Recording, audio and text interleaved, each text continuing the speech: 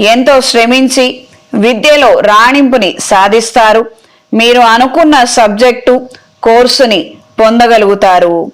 ఉద్యోగరీత్యా మార్పులు ఏర్పడతాయి. ఒత్తిడి కలిగిన వాతావరణం సూచిస్తున్నది. కొంతమందితో ఉన్న పరిచయం వలన కొత్త విషయాలను తెలుసుకొని సెకండ్ ఇన్కమ్ కోసం చేసే ప్రయత్నాలు అనుకూలంగా ఉంటాయి. వ్యాపారంలో క్రయ విక్రయాలు సాఫీగా సాగుతాయి. భారీ లాభాలు లేకపోయినా భారీ నష్టాలు మాత్రం రావు. పెట్టిన పెట్టుబడులు తిరిగి పొందగలుగుతారు. కుటుంబపరమైన వ్యవహారాలు ఎంతో చికాకుకి కలహాలకి కారణమవుతాయి. కుటుంబ పరువు మర్యాదలకు గండం వాటిల్లే అవకాశం ఉన్నది. అప్రమత్తంగా ఉండండి. ఒక వ్యక్తి కారణంగా ఇంత సమస్య రావటం మీకు నచ్చదు.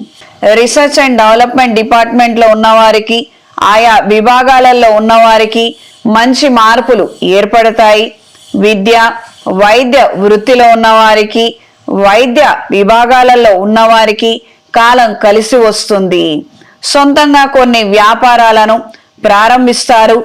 కుటుంబ పరంగా ఎన్ని సమస్యలు వచ్చినా కోర్టుని ఆశ్రయించకుండా ఉండటమే మేలు కలిగించే అంశము. ఆశ్రయించడం వలన మీకు ప్రయోజనాలు ఏమీ ఉండవు.